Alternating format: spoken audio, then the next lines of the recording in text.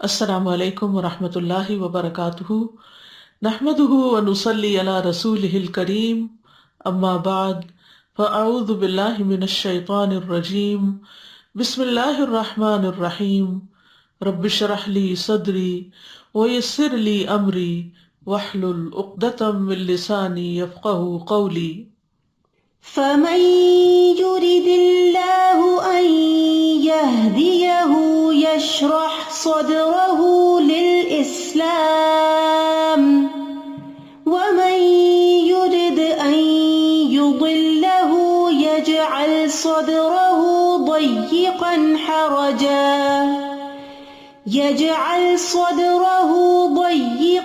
حرجا كأنما يصعد في السماء كذلك يجعل الله الرجس على الذين لا يؤمنون۔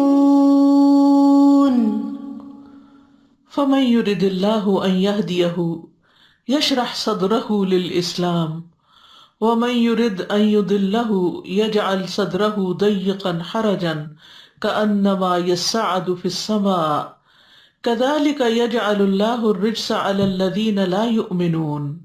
تو وہ شخص جسے اللہ چاہتا ہے کہ ہدایت دے اس کا سینہ اسلام کے لیے کھول دیتا ہے، اور جسے چاہتا ہے کہ اسے گمراہ کر دے اس کا سینہ تنگ نہایت گھٹا ہوا کر دیتا ہے، گویا کہ وہ مشکل سے آسمان میں چڑھ رہا ہے۔ اسی طرح اللہ ان لوگوں پر گندگی ڈال دیتا ہے جو ایمان نہیں لاتے۔ اللہ سبحانہ تعالیٰ ہی اس کائنات کا خالق ہے، اسی نے ہر چیز کو بنایا اور اسے ہدایت بخشی، یعنی اس کے وجود کا مقصد بھی اس کو الہام کر دیا کہ وہ چیز کس مقصد کے لیے بنائی جا رہی ہے اور اس کو کیا کرنا ہے۔ موسیٰ علیہ السلام نے فرعون کے دربار میں فرعون کے سوال کے جواب میں رب کا تعارف کرواتے ہوئے کہا، جب اس نے کہا کہ فمن ربکما یا موسیٰ، تم دونوں کا رب کون ہے اے موسیٰ؟ قال ربنا الذی اعطی کل شیء خلقہ ثم ہدی، کہا ہمارا رب وہ ہے جس نے ہر چیز کو پیدا کیا پھر اس کو راہ دکھائی، یعنی ہر چیز کی ساخت بنائی اور پھر اس کو راہ بتائی۔ تو جس رب نے ساری مخلوق کو ہدایت بخشی ہے وہی رب انسانوں کو بھی ہدایت دینے والا ہے۔ اللہ سبحانہ تعالیٰ فرماتے ہیں ان علینا للہدی، اور بے شک ہدایت دینا ہمارے ذمہ ہے، اور یہ کہ ان ھدی اللہ ھو الھدی، بے شک اللہ کی ہدایت وہی اصل ہدایت ہے۔ تو وہی ہدایت دیتا ہے جسے وہ چاہتا ہے، اور والذین اہتدوا زادہم ایمانا، اور وہ لوگ جو ہدایت پا جائیں ان کے ایمان میں اضافہ کر دیتا ہے۔ اللہ تو ہدایت دیتا ہے لیکن کوئی قبول کر لے تو اللہ سبحانہ تعالیٰ اس کی ہدایت میں مزید اضافہ فرماتا ہے۔ تو انسانوں کو بھی ہدایت دینے والا وہی ہے، اور جب وہ کسی کے ساتھ ہدایت کا ارادہ کرتا ہے تو اس کا سینہ اسلام کے لیے کھول دیتا ہے، وہ شخص خیر سے محبت کرتا ہے، قبول حق اس کے لیے آسان ہو جاتا ہے، وہ اس پر خوش ہوتا ہے، اس پر مطمئن ہوتا ہے۔ وہ ہدایت قبول کرنے کے لیے کوئی شرائط نہیں رکھتا، وہ ہدایت کی تلاش میں ہوتا ہے، تو جب ہدایت سامنے آ جاتی ہے تو اس کو قبول کر لیتا ہے، اور جس کو وہ بھٹکا دے اس کا سینہ تنگ اور گھٹا ہوا ہو جاتا ہے۔ لیکن اللہ سبحانہ تعالیٰ زبردستی کسی کو نہیں بھٹکاتا۔ جو شخص ہدایت حاصل نہ کرنا چاہے، بظاہر جسمانی طور پر وہ صحت مند ہو لیکن پھر بھی اس کا دل تنگ ہو، ہدایت کی باتیں اسے مشکل معلوم ہوتی ہوں، تو ایسے شخص کو پھر اللہ ہدایت نہیں دیتا۔ یعنی جو شخص ایمان، علم اور یقین سے انتہائی گھٹن محسوس کرتا ہے اور اس کے دل پر شبہات اور شہوات کا غلبہ ہوتا ہے تو اللہ سبحانہ وتعالیٰ اس کو ہدایت کی توفیق نہیں دیتا۔ تو فرمایا فَمَن يُرِدِ اللَّهُ أَن يَهْدِيَهُ يَشْرَحْ صَدْرَهُ لِلْإِسْلَامِ وَمَن يُرِدْ أَن يُضِلَّهُ يَجْعَلْ صَدْرَهُ ضَيِّقًا حَرَجًا كَأَنَّمَا يَصَّعَّدُ فِي السَّمَاءِ۔ تو یہاں پر فرمایا کہ جس شخص کو اللہ چاہتا ہے کہ ہدایت دے اس کا سینہ اسلام کے لیے کھول دیتا ہے، اور اس میں جب بندہ چاہتا ہے کہ اس کو ہدایت ملے تو اللہ سبحانہ تعالیٰ بھی اس کے لیے ہدایت کی راہیں آسان کر دیتا ہے، اس کو توفیق عطا کرتا ہے، اسلام کو اس کے لیے آسان اور سہل کر دیتا ہے، اسلام کی طرف آنے کے لیے اس کو ہمت عطا کرتا ہے، تو یہ اس بندے کے ساتھ بھلائی کی علامت ہوتی ہے۔ ابن عباس رضی اللہ عنہما فَمَن يُرِدِ اللَّهُ أَن يَهْدِيَهُ يَشْرَحْ صَدْرَهُ لِلْإِسْلَامِ کے بارے میں کہتے ہیں کہ اللہ اس کے دل کو توحید اور ایمان کے لیے کشادہ کر دیتا ہے، کھول دیتا ہے، کھلا کر دیتا ہے، اور اس طرح وہ اللہ کے ہر حکم کو دل کی خوشی سے قبول کرتا ہے۔ اسی لیے ایک حدیث میں بھی آتا ہے کہ مَن يُرِدِ اللَّهُ بِهِ خَيْرًا يُفَقِّهْهُ فِي الدِّينِ، کہ جس کے ساتھ اللہ تعالیٰ خیر کا ارادہ کرتا ہے اس کو دین کی سمجھ دے دیتا ہے۔ اور اللہ سبحانہ تعالیٰ نے یہاں جو فرمایا کہ فَمَن يُرِدِ اللَّهُ أَن يَهْدِيَهُ، جس کے ساتھ اللہ ارادہ کرتا ہے کہ اسے ہدایت دے، تو یہاں ارادے سے مراد ارادہ کونیہ ہے، اور ہدایت سے مراد نیک اعمال کی توفیق دینے کی ہدایت ہے۔ تو ایسے انسان کو آپ دیکھیں گے کہ اس کا سینہ اسلام کے احکامات کے لیے، اس کے شاعر کے لیے کھلا ہوتا ہے، وہ خوشی سے، کھلے دل سے، اوپن مائنڈلی اس کو قبول کر لیتا ہے، اور پھر خوشی سے اس پر عمل بھی کرتا ہے۔ یہ جو آتا ہے کہ نماز منافقوں کے لیے بہت بھاری ہے، لیکن مخلص لوگوں کے لیے وہ آنکھوں کی ٹھنڈک بھی ہے۔ نبی صلی اللہ علیہ وسلم نے فرمایا تمہاری دنیا کی چیزوں میں سے عورتیں اور خوشبو میرے لیے محبوب بنا دی گئی، اور میری آنکھوں کی ٹھنڈک نماز میں رکھ دی گئی، میری آنکھوں کی ٹھنڈک نماز میں رکھ دی گئی۔ تو گویا یہ شرح صدر کی علامت ہے کہ انسان کو نیک عمل سے محبت ہو۔ ایسے لوگوں کے لیے اللہ اور لوگوں کے حقوق سے تعلق رکھنے والے تمام اعمال کے لیے شرح صدر ہو جاتا ہے، دل کھل جاتا ہے۔ اس کے طریقے اور عبادت میں سے ہے کہ انسان پر واجب ہے کہ وہ سارے کے سارے اسلام کو اس کے اصولوں اور اس کے فروع یعنی اس کی جزیات کے ساتھ قبول کریں، اور اس کو بھی قبول کریں جو اللہ کے حق کے ساتھ تعلق رکھتا ہے، اور اس کو بھی جو بندوں کے حقوق کے ساتھ تعلق رکھتا ہے۔ اور انسان کو چاہیے کہ پھر وہ کھلے دل سے ان چیزوں کو قبول کرے، اور اگر وہ ایسا نہیں کرتا تو پھر وہ ان لوگوں میں سے ہو جائے گا کہ جن کا دل اللہ نے ہدایت کے لیے تنگ کر دیا۔ تو خوش نصیب ہے وہ جس کا سینہ اللہ کھول دے، اور یہ اللہ ہی کے ہاتھ میں ہے، وہی دلوں کو کھولتا ہے، اور خوش نصیبی اس کی مخلوقات میں سے ایک مخلوق بھی ہے۔ تو اپنی مخلوق میں سے اس خوش نصیبی کو جس آدمی کے دل میں چاہتا ہے رکھ دیتا ہے، لہذا وہ دین کی بات سننے پر خوش ہوتا ہے، مسکراتا ہے، گویا وہ اس کے اپنے دل کی بات ہو۔ لیکن جس سے یہ سعادت چھن جائے، اس کو اسلام کا ایک ایک حکم، لوگوں کا حق، اللہ کا حق بہت بھاری اور بوجھل لگتا ہے۔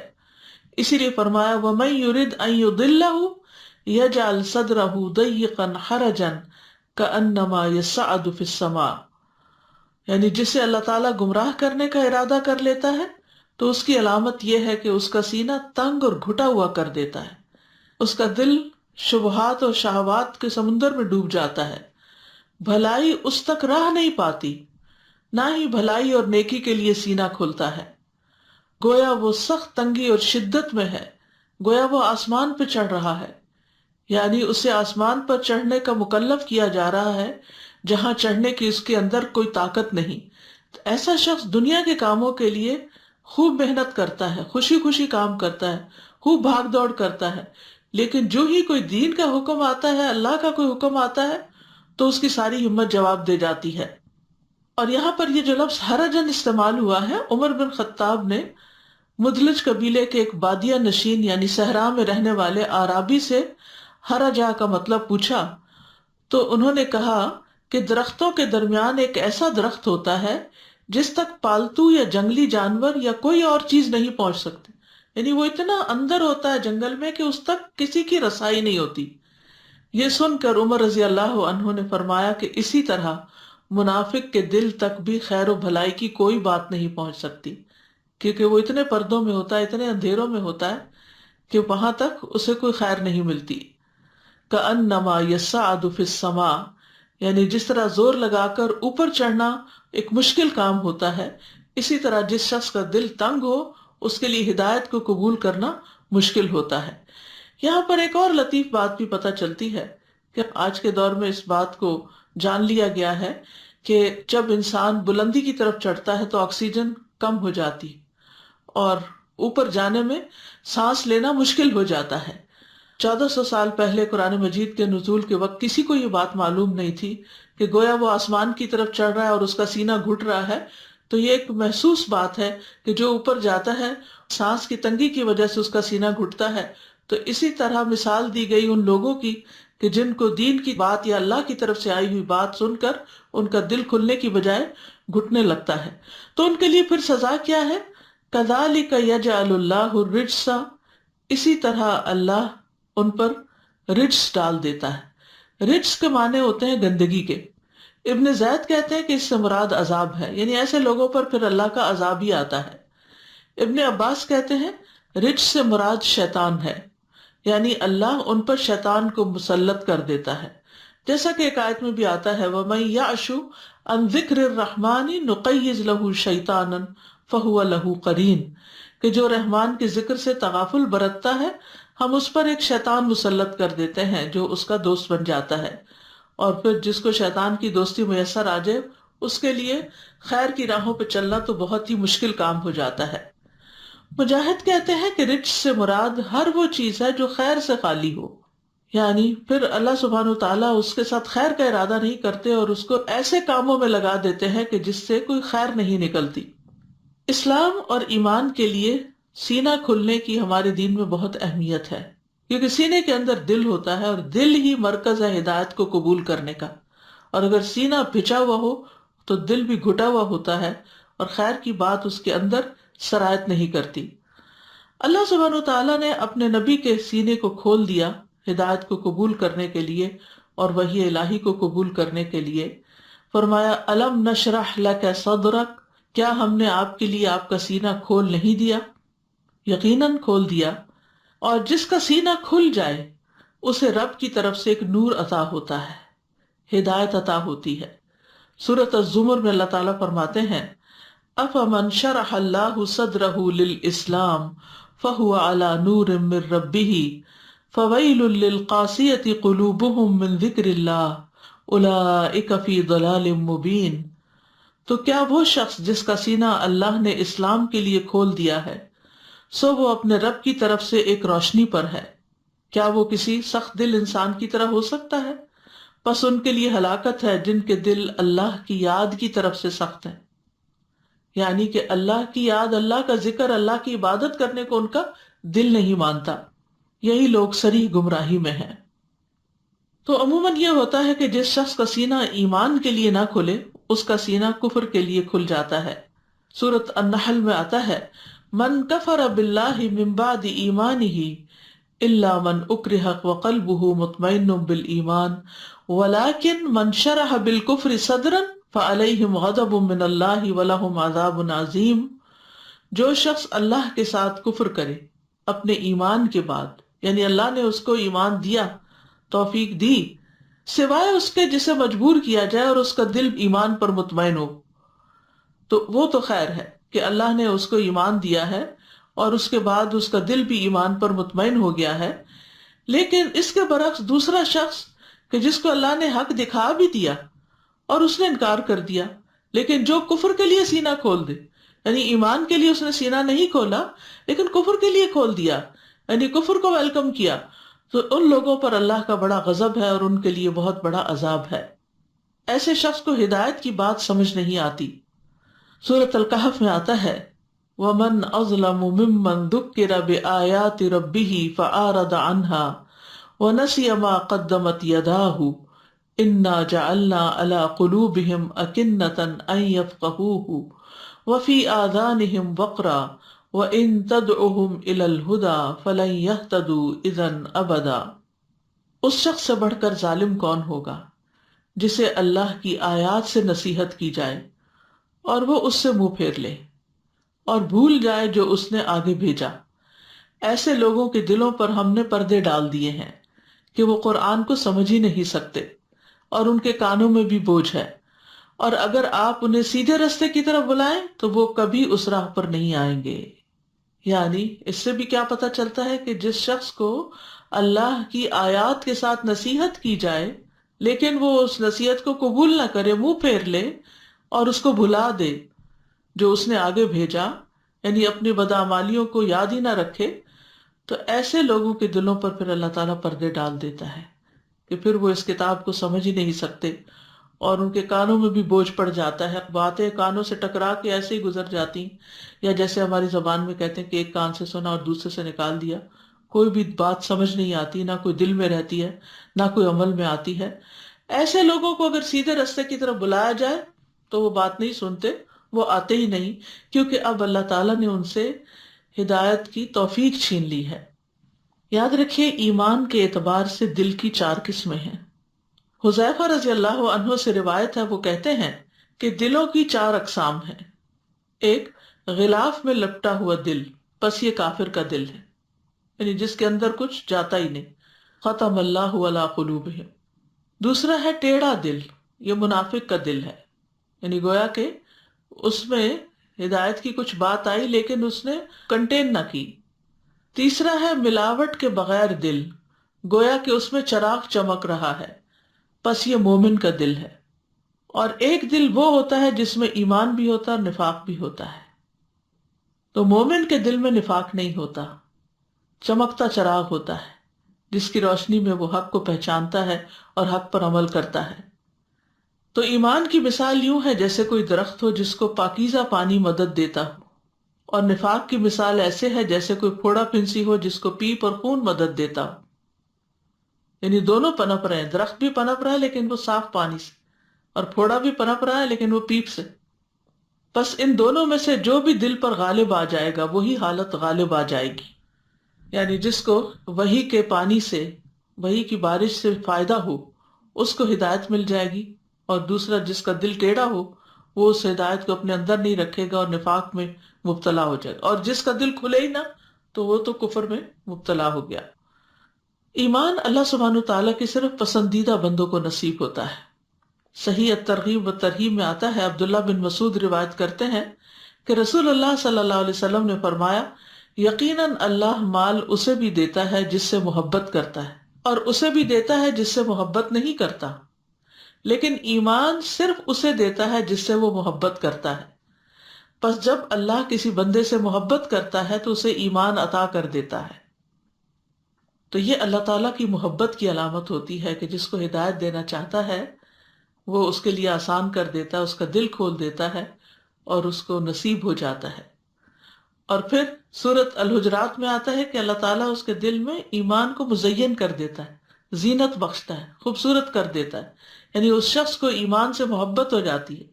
وَلَكِنَّ اللَّهَ حَبَّبَ إِلَيْكُمُ الْإِيمَانَ وَزَيَّنَهُ فِي قُلُوبِكُمْ وَكَرَّهَ إِلَيْكُمُ الْكُفْرَ وَالْفُسُوقَ وَالْعِصْيَانَ أُولَئِكَ هُمُ الرَّاشِدُونَ۔ اور لیکن اللہ نے تمہارے لیے ایمان کو محبوب بنا دیا اور اسے تمہارے دلوں میں مزین کر دیا، اور اس نے کفر اور گناہ اور نافرمانی کو تمہارے لیے ناپسندیدہ کر دیا، یہی لوگ ہدایت والے ہیں۔ یعنی جس کے دل میں کفر، گناہ اور نافرمانی کی نفرت ہے اور اس کے برعکس ایمان کی محبت ہے تو ایسا ہی شخص دراصل ہدایت یافتہ ہے۔ یاد رکھیے دل انسانی جسم کا سب سے قیمتی حصہ ہے، اور اگر دل میں نور ہو تو انسان اس روشنی میں ہدایت پا جاتا ہے، اور اگر دل ہی اندھیرا ہو تو پھر انسان کے سامنے حق کی، خیر کی 100 باتیں بھی کی جائیں تو وہ اس کو سمجھ نہیں آتی۔ نعمان بن بشیر کہتے ہیں، میں نے رسول اللہ صلی اللہ علیہ وسلم کو فرماتے ہوئے سنا، بے شک جسم میں ایک ٹکڑا ہے، جب اس کی اصلاح ہو جاتی ہے تو تمام جسم کی اصلاح ہو جاتی ہے، اور جب وہ خراب ہو جاتا ہے تو تمام جسم خراب ہو جاتا ہے۔ سنو، وہ دل ہے، اور ایمان کا مقام بھی دل ہے، تقوی کا مقام بھی دل ہے، اچھائی اور برائی کی پہچان کا معاملہ بھی دل کے ساتھ ہے۔ اس لیے رسول اللہ صلی اللہ علیہ وسلم نے فرمایا، جس کے دل میں رائی کے دانے برابر بھی ایمان ہوگا وہ آگ میں داخل نہیں ہوگا۔ یعنی اگر دل کے اندر ایمان ہے تو پھر اس کے لیے جہنم میں خلود نہیں ہے، ہمیشگی نہیں ہے، بلکہ اس کو وہاں سے نکال لیا جائے گا، اور یہاں تو یہ فرمایا کہ وہ آگ میں داخل بھی نہیں ہوگا۔ پھر اسی طرح ابو ہریرہ کہتے ہیں کہ رسول اللہ صلی اللہ علیہ وسلم نے اپنے سینے کی طرف اشارہ کرتے ہوئے فرمایا 3 بار، تقوی یہاں ہے، تقوی یہاں ہے، تقوی یہاں ہے۔ اسی طرح ابن مسعود کہتے ہیں وہ شخص ہلاک ہوا جس کا دل نیکی کو نیکی اور اس کا دل برائی کو برائی نہ سمجھے۔ اور یہ بھی کب ہوتا ہے کہ دل نیکی کو نیکی سمجھے اور اس کو سمجھ میں آ جائے کہ یہ نیکی ہے؟ جب دل کے اندر روشنی ہوتی ہے، جب دل کے اندر ایمان ہوتا ہے، جب دل کے اندر ایمان کا چراغ جل رہا ہوتا ہے، تو پھر انسان کو فوراً سمجھ آ جاتا ہے کہ جو نیکی میں نے کی ہے وہ واقعی نیکی تھی اور جو برائی کی ہے وہ برائی تھی، یعنی برائی اور بھلائی کا فرق محسوس کرنے لگتا ہے۔ اور اللہ تعالیٰ دل کی بنیاد پر ہی بندوں کو چنتا ہے۔ عبداللہ بن مسعود کہتے ہیں کہ بے شک اللہ نے بندوں کے دلوں پر نظر فرمائی تو محمد صلی اللہ علیہ وسلم کے دل کو بندوں کے دلوں میں سب سے زیادہ بہتر پایا، اس لیے اللہ نے ان کو اپنے کام کے لیے منتخب فرما لیا اور انہیں پیغمبری کا شرف عطا کر کے مبعوث فرمایا۔ پھر قلب محمد کے بعد بندوں کے دلوں پر نظر فرمائی تو آپ صلی اللہ علیہ وسلم کے صحابہ کے دلوں کو سب سے بہترین پایا، چنانچہ اللہ نے انہیں اپنے نبی کا وزیر بنا دیا۔ پھر اللہ سبحانہ تعالیٰ بندوں کی شکلیں دیکھنے کے بجائے دل دیکھتا ہے۔ مشہور حدیث ہے صحیح مسلم کی، ان اللہ لا ينظر الى اجسادکم ولا الى صورکم ولكن ينظر الى قلوبکم واشار باصابعہ الى صدرہ۔ رسول اللہ صلی اللہ علیہ وسلم نے فرمایا بے شک اللہ نہ تمہارے جسموں کو دیکھتا ہے کہ کتنے فٹ اور سمارٹ ہیں، نہ ہی تمہاری صورتوں کو دیکھتا ہے جو سو کالڈ انسانوں کے بنائے ہوئے سٹینڈرڈ ہیں، ان کے مطابق حسن کے جو معیار ہیں ان پر کون پورا اترتا ہے۔ فرمایا کہ نہ وہ تمہاری صورتوں کو دیکھتا ہے لیکن وہ تمہارے دلوں کی طرف دیکھتا ہے۔ اور آپ صلی اللہ علیہ وسلم نے اپنی انگلیوں سے اپنے سینے کی طرف اشارہ فرمایا، یعنی اللہ دل کی طرف دیکھتا ہے۔ تو اس لیے جس شخص کا دل خوش ہوا اور شرح صدر ہوا، نیکی کر کے اس کے اندر ایک اطمینان پیدا ہوا، تو اللہ سبحانہ تعالیٰ اس سے راضی ہو جائیں گے اور ایسے شخص کو ایک طرح سے ایمان نصیب ہو گیا۔ تو اللہ تعالیٰ ہماری شکل و صورت نہیں دیکھتا بلکہ دل کے حال کو دیکھتا ہے، تو ہمیں بھی اپنی پوری توجہ دل پر رکھنی چاہیے۔ لیکن آپ دیکھیے کہ ہم سب زیادہ تر اپنا وقت اپنی ظاہر کو سجانے میں لگاتے ہیں، بہترین لباس پہننا، میک اپ کرنا، فٹ رہنے کے لیے ایکسرسائز کرنا، اور بھی ظاہری خوبصورتی کی جتنی بھی چیزیں ہیں ان پر ہمارا وقت زیادہ لگتا ہے، جس کی وجہ سے لوگوں کی نگاہ میں ہم زیادہ جج جائیں۔ لیکن اس کے برعکس دل چونکہ لوگوں کو نظر نہیں آتے، اس لیے ان کی خوبصورتی کی طرف توجہ عموماً کم ہوتی ہے۔ تو اس آیت سے بیسیکلی ہمیں یہ پتہ چلتا ہے کہ جس کے ساتھ اللہ ارادہ کر لے بھلائی کا، تو گویا ہمارے دل اللہ کے ہاتھ میں ہے، جیسا کہ حدیث میں بھی آتا ہے بے شک تمام بنی آدم کے دل رحمان کی انگلیوں میں سے 2 انگلیوں کے درمیان ایک دل کی طرح ہیں، وہ اسے پھیر دیتا ہے جہاں وہ چاہتا ہے، یعنی چاہتا تو ہدایت کی طرف پھیر دیتا ہے اور چاہتا تو گمراہی کی طرف پھیر دیتا ہے۔ پھر رسول اللہ صلی اللہ علیہ وسلم نے فرمایا اللہم مصرف القلوب صرف قلوبنا علی طاعتک، اے اللہ دلوں کے پھیرنے والے ہمارے دلوں کو اپنی اطاعت پر پھیر دے، یعنی ہم سے تو ہدایت کے کام لیتا رہ۔ اور دل کی حالت بدلتی بھی رہتی ہے۔ اصل میں قلب کو قلب کہتے ہی اس لیے ہیں کہ وہ الٹتا پلٹتا رہتا ہے، یعنی ایک حال میں نہیں رہتا۔ آپ ایک لمحے ایک بات سوچ رہے ہوتے ہیں، دوسرے لمحے کوئی دوسری بات سوچنے لگتے ہیں۔ کبھی آپ کا دل خوش ہوتا ہے، کبھی آپ کے اندر اداسی چھا جاتی ہے، کبھی آپ ویسے ایکٹیو محسوس کرتے ہیں لیکن آپ کے دل کی حالت اچھی نہیں ہوتی۔ تو بہرحال ہمیں اللہ جی سے قلب سلیم مانگنا چاہیے تاکہ ہمارا دل جو ہے وہ ہر طرح کی گھٹن والی چیزوں سے محفوظ رہے۔ تو فرمایا دل کی مثال تو اس پر کسی ہے جو کسی درخت کے تنے کے ساتھ لٹکا ہوا ہو اور ہوا اسے الٹ پلٹ کرتی رہتی ہو، کبھی سیدھا کبھی الٹا۔ تو اسی طرح ہمارا دل بھی جیسے ہچکولے کھاتا رہتا ہے، کبھی سیدھا کبھی الٹا۔ کبھی ہم ایک شخص کے بارے میں ایک اچھی بات سوچتے ہیں اور کبھی دوسرے لمحے کوئی بدگمانی آ جاتی ہے۔ اسی طرح باقی امور میں بھی ایسا ہی ہوتا ہے۔ مقداد بن اسود کہتے ہیں کہ میں نے رسول اللہ صلی اللہ علیہ وسلم کو فرماتے ہوئے سنا ابن آدم کا دل اس ہنڈیا سے بھی زیادہ تیزی کے ساتھ بدلتا ہے جو خوب کھول رہی ہو۔ تو اس سے یہ پتہ چلتا ہے کہ دل کے اندر لمحے لمحے جو خیال آ رہے ہوتے ہیں اور پھر خیالات کی ایک ٹرین بن جاتی ہے، اور بعض اوقات وہ ایسی جگہ لے جاتی ہے کہ جہاں جا کر دل خراب ہی ہوتا ہے، اور بعض اوقات اچھے مناظر بھی دکھاتی ہے۔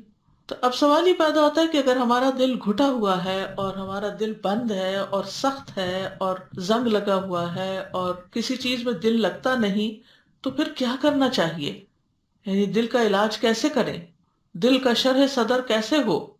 تو سب سے پہلے امام ابن قیم کہتے ہیں کہ انسان توحید اپنائے، یعنی ہدایت اور توحید جو ہے یہ شرح صدر کے بہت بڑے اسباب میں سے ہے، کہ دل کو ہدایت مل جانا اور توحید مل جانا، اور شرک اور گمراہی سینے کے تنگ ہونے کے بڑے اسباب میں سے ہے۔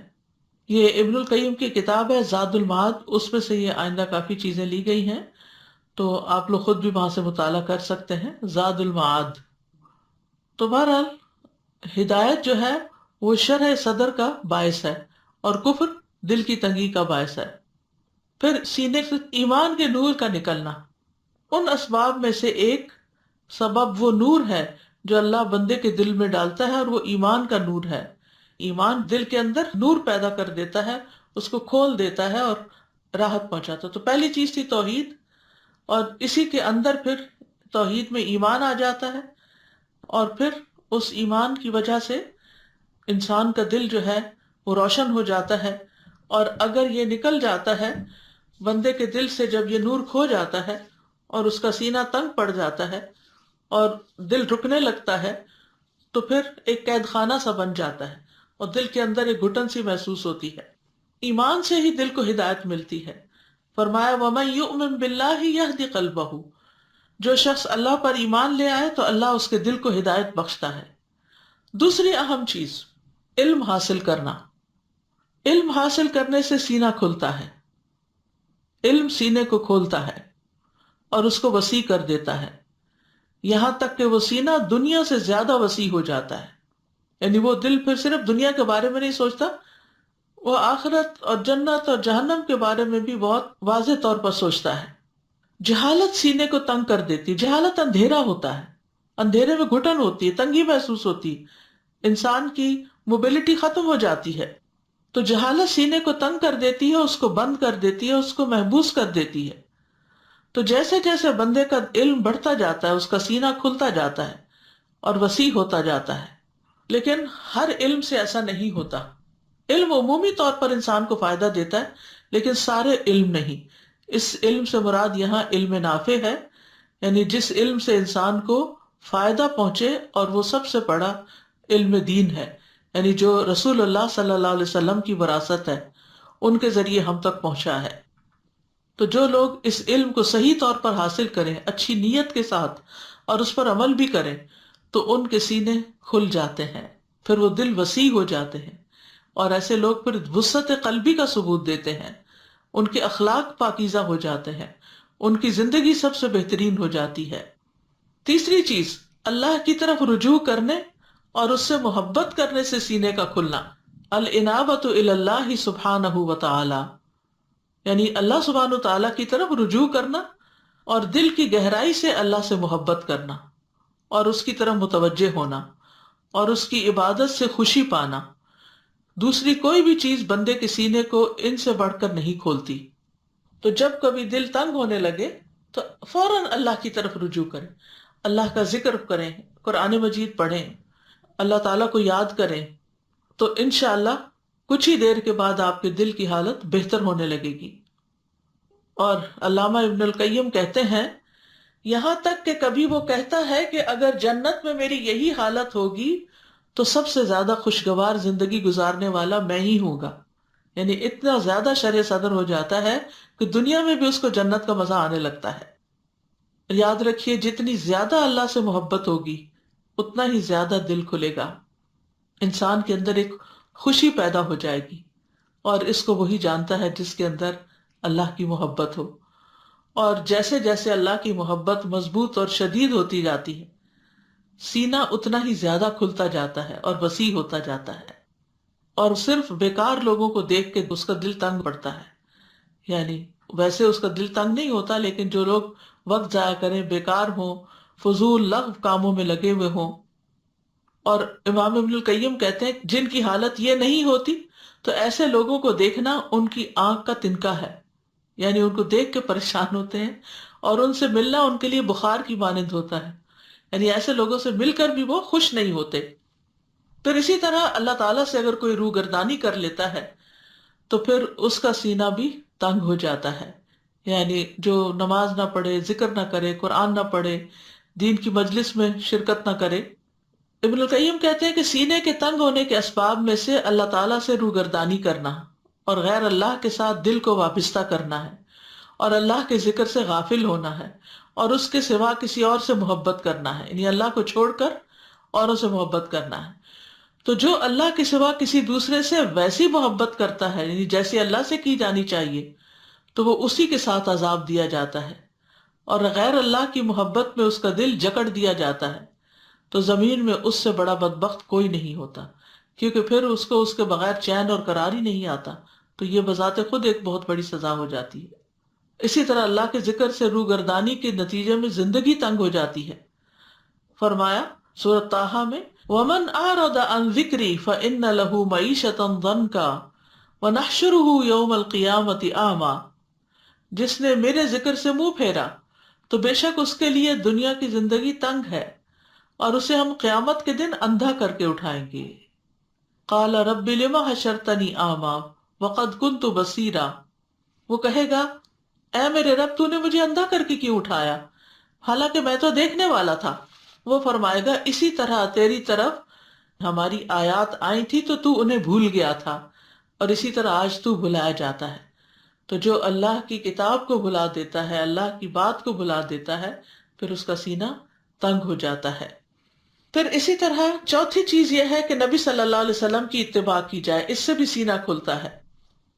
رسول اللہ صلی اللہ علیہ وسلم ہر اس صفت سے متصف تھے، ہر اس صفت کے حامل تھے جس سے اخلاق مکمل ہوتا ہے، اور شرح صدر اور دل کی وسعت اور آنکھوں کی ٹھنڈک اور روح کی زندگی حاصل ہوتی ہے۔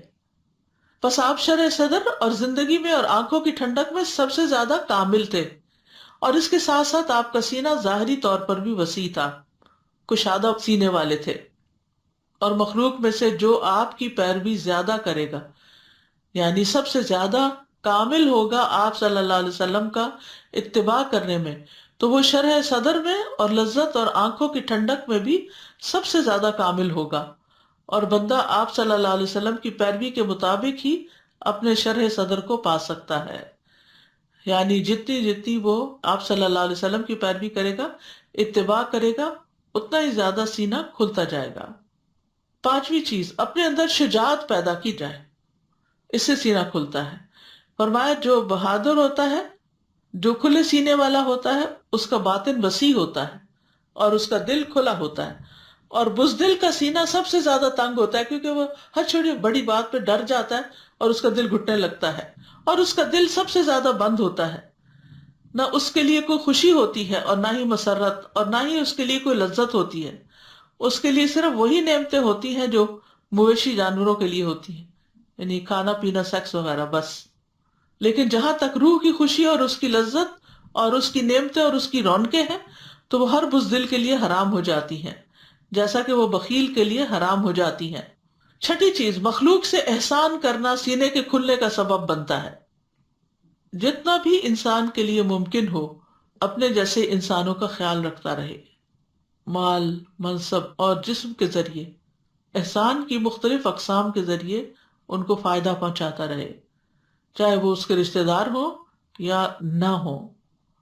تو گویا جو شخص فراخ دل ہے، کھلے دل والا ہے، اس کا دل سب سے زیادہ کھلتا ہے نیکی کی بات سن کر، مخلوق سے احسان کر کے، اس کا نفس سب سے زیادہ پاک اور اس کا دل سب سے زیادہ خوشحال۔ پھر بخیل کا سینہ کس طرح تنگ ہوتا ہے، اس کی مثال یوں دی گئی، آپ نے فرمایا بخیل اور خرچ کرنے والے کی مثال ایسے ہے جیسے دو لوگوں نے لوہے کے کرتے پہنے ہوئے ہوں، جن کے بدن پر لوہے کے دو کرتے ہوں، ان کے سینے سے ان کی ہنسلی تک، بس سارے لمبے نہیں، سینے سے لے کے یہاں تک یہ ایریا کورڈ ہو۔ تو فرمایا جب بخیل بھی خرچ کرنے کا ارادہ کرتا ہے تو اس کرتے کا ہر حلقہ اپنی جگہ سے چمٹ جاتا ہے۔ بخیل اسے کشادہ کرنے کی کوشش کرتا ہے، لیکن وہ کشادہ نہیں ہو پاتا۔ ساتویں چیز، دل کو خراب کرنے والی مذموم صفات سے بچنا چاہیے۔ اگر آپ چاہتے ہیں کہ دن بھر آپ کا دل اچھا رہے تو اچھی باتیں سنیں اور اچھی باتیں ہی کریں۔ ایسی صفات یا ایسے اخلاق جو دل کو سخت کر دیتے ہیں ان سے پناہ مانگنی چاہیے۔ پھر اسی طرح آپ دیکھیں کہ قرآن مجید میں آتا ہے ان الابرار لفی نعیم، بے شک نیک لوگ بڑی نعمتوں میں ہوں گے۔ سورۃ انفطار پہ آتا ہے ان الفجار لفی جہیم، اور بے شک نافرمان لوگ یقیناً بھڑکتی ہوئی آگ میں ہوں گے۔ حسد، بغض، تکبر جیسی مذموم صفات انسان کو خود اپنے اندر سے ہی جلا ڈالتی ہیں۔ ابن عربی کہتے ہیں کہ جو دل بغض کرنے والا، حسد کرنے والا، خود پسند اور متکبر ہو، وہ سلامتی والا دل ہو ہی نہیں سکتا۔ یعنی یہ چیزیں بھی انسان کے اندر جلن اور کڑن پیدا کرتی ہیں۔ پھر زبان کی اصلاح سے دل کی اصلاح ہوتی ہے۔ نبی صلی اللہ علیہ وسلم نے فرمایا کسی آدمی کا ایمان درست نہیں ہوتا یہاں تک کہ اس کا دل درست ہو، اور اس کا دل درست نہیں ہو سکتا یہاں تک کہ اس کی زبان درست ہو جائے۔ بعض علماء کہتے ہیں کہ دل کی اصلاح 5 چیزوں کے ساتھ ہے۔ نمبر 1، غور و فکر کے ساتھ قرآن میں۔ نمبر 2، پیٹ کو خالی رکھنا۔ نمبر 3، رات کا قیام کرنا اور سحری کے وقت اللہ کے آگے گڑگڑانا۔ اور پھر نمبر 4، نیک لوگوں کی مجلس اختیار کرنا۔ نمبر 5، حلال کھانا کھانا۔ یہ چیزیں جو ہیں انسان کے اندر غصت قلب پیدا کر دیتی ہیں، اور دل کو بگاڑنے والی بھی 5 باتیں ہیں۔ ابن القیم رحمہ اللہ کہتے ہیں کہ دل کو بگاڑنے والے 5 امور ہیں۔ نمبر 1، لوگوں سے زیادہ گھل مل کر رہنا، ہر وقت سوشلائزنگ۔ نمبر 2، خواہش پرستی، یعنی ہر وہ کام کر لینا جس کا دل چاہ رہا ہو۔ اور پھر اللہ کے غیر سے دلی تعلق رکھنا۔ پھر زیادہ کھانا اور زیادہ سونا۔ یہ 5 چیزیں دلوں کو خراب کرنے والی ہیں۔ اب یہ ہے کہ جب شرح صدر ہو جاتا ہے تو اس کے فائدے کیا ہوتے ہیں؟ اس کا فائدہ یہ ہے کہ دل اور اعضاء سلامت رہتے ہیں، انسان برے ارادوں اور برے گمانوں سے پاک ہو تو زبان کی اصلاح بھی ہوتی ہے، اور زبان کی اصلاح جب ہو جاتی ہے تو پھر اس کے باقی اعمال بھی درست ہوتے ہیں۔ پھر نیکی اور اطاعت کے کاموں میں راحت ملنا، یعنی انسان کا دل نیکی کے کاموں میں خوش ہوتا ہے۔ کم عمل اور زیادہ اجر ملنا، یعنی جب نیت اور ارادے کے ساتھ عمل کریں گے، دل سلامت ہوں گے تو اجر بھی اتنا ہی زیادہ بڑھتا چلا جائے گا۔ خیر اور شر کی پہچان ملنا۔ ابن تیمیہ کہتے ہیں کہ سلامتی والا قابل تعریف دل وہ ہوتا ہے جو خیر کا ارادہ کرے اور شر کا ارادہ نہ کرے۔ اسی طرح دعوت دین کے لیے بھی شرح صدر کی ضرورت ہوتی ہے۔ جب ہی موسیٰ علیہ السلام نے یہ دعا پڑھی تھی، رب اشرح لی صدری ویسر لی امری واحلل عقدۃ من لسانی یفقہوا قولی، اس نے کہا اے میرے رب میرے لیے میرا سینہ کھول دے اور میرے لیے میرا کام آسان کر دے، اور میری زبان کی کچھ گرہ کھول دے تاکہ وہ میری بات کو سمجھ جائیں۔ تو پھر یہاں سوچئے ذرا کہ کیا چیز ہے جس کا ذکر یہاں کیا جا رہا ہے کہ میرا سینہ کھول دے؟ کس چیز سے بند کیا جاتا ہے اور کہاں سے بند کیا جاتا ہے؟ پھر اسی طرح انسان کے دل کی حالت کے مطابق ہی قبر میں بھی اس سے معاملہ کیا جائے گا۔ بندے کا قبر میں خوشی اور عذاب اور قید ہونے اور آزاد ہونے میں وہی حال ہوگا جو سینے میں دل کا ہوتا ہے۔ پھر مومن کی قبر وسیع ہوگی، قیامت کے دن سلامت دل والے کے لیے نجات ہوگی۔ یوم لا ینفع مال ولا بنون الا من اتى اللہ بقلب سلیم۔ تو ہمیں یہ دعا کثرت سے مانگنی چاہیے، رب اشرح لی صدری، کہ اللہ میرا سینہ کھول دے، اور پھر یہ بھی کہ ہمارے دلوں سے غل دور کر دے، ہمارے دلوں میں نور پیدا کر دے۔ اللہم اجعل فی قلبی نورا، پھر دل سے میل کچیل نکال دے۔ اللہم اہد قلبی وسدد لسانی واسلل سقیمۃ قلبی۔ پھر اسی طرح دل کی طہارت کی دعا کرنی چاہیے، اللہم اغسل قلبی بماء الثلج والبرد ونقی قلبی من الخطایا کما نقیت الثوب الابیض من الدنس۔ اے اللہ میرے دل کو برف اور اولے کے پانی سے دھو دے اور میرے دل کو خطاؤں سے صاف کر دے۔ اللہ تعالیٰ سے سلامت دل کا سوال کرنا چاہیے۔ وَأَسْأَلُكَ قَلْبًا سَلِيمًا، کہ اللہ میں تجھ سے قلب سلیم کا سوال کرتا ہوں. اور کرنے کے کام کیا ہے کہ انسان دعاؤں کے علاوہ اسلام کے دین ہونے پر راضی ہو جائے. رضیت باللہ ربا وبالاسلام دینا وبمحمد نبیا. پھر اسی طرح آپ صلی اللہ علیہ وسلم نے فرمایا جو اللہ کے رب ہونے، اسلام کے دین ہونے پر اور محمد صلی اللہ علیہ وسلم کے نبی ہونے پر راضی ہو، اس کے لیے جنت واجب ہو گئی. پھر اسی طرح اللہ اور رسول جو بھی فیصلہ کریں اس معاملے میں دل میں تنگی نہ پائیں. اللہ اور اس کے رسول کے احکامات کو خوش دلی سے قبول کریں، دل کی خوشی کے ساتھ بجا لائیں، اپنے آپ کو عبادت کے لیے فارغ کریں، عبادت میں خوشی محسوس کریں. عبداللہ بن محمد بن حنفیہ سے روایت ہے، وہ کہتے ہیں کہ میں اور میرے والد انصاریوں میں ہمارے سسرالیوں کے ہاں کسی کی عیادت کے لیے گئے تو نماز کا وقت ہو گیا. تو اس نے اپنے گھر والوں میں سے کسی کو کہا، اے لڑکی میرے لیے وضو کا پانی لاؤ، شاید میں نماز پڑھ لوں تو راحت پاؤں. کہتے ہیں تو ہم نے ان کا یہ جملہ پسند نہ کیا کہ شاید کہ میں راحت پاؤں. انہوں نے کہا میں نے رسول اللہ صلی اللہ علیہ وسلم کو سنا، آپ فرماتے تھے اے بلال اٹھو اور ہمیں نماز کے ساتھ راحت پہنچاؤ. پھر اسی طرح سینے کی ہدایت کے لیے قرآن کو تھام کر رکھیں کیونکہ شفاء لما فی الصدور ہے. پھر یہ کہ اپنے ایمان کا وقتاً فوقتاً جائزہ لیتے رہیں، تجدید کرتے رہیں اور اس کے لیے نیک لوگوں کے ساتھ وقت گزاریں. دل کو غیر اخلاقی برائیوں سے پاک کر دیں. ہر ماہ کے 3 روزے رکھیں اور پھر دل کو چمکانے کے لیے کثرت سے استغفار کریں کیونکہ گناہ وہاں جا کے بیٹھ جاتے ہیں، تو استغفار سے وہ دل چمک اٹھتا ہے. نعمتوں پر شکر گزار ہوں اور گناہوں پر استغفار کرتے رہیں تو انشاءاللہ دل سلامت رہے گا اور اللہ سبحانہ وتعالی ہدایت کی راہیں دکھائے گا. اللہ تعالی ہمیں عمل کی توفیق عطا فرمائے. وآخر دعوانا ان الحمد للہ رب العالمین. سبحانک اللہم وبحمدک اشہد ان لا الہ الا انت استغفرک واتوب الیک. السلام علیکم ورحمۃ اللہ وبرکاتہ.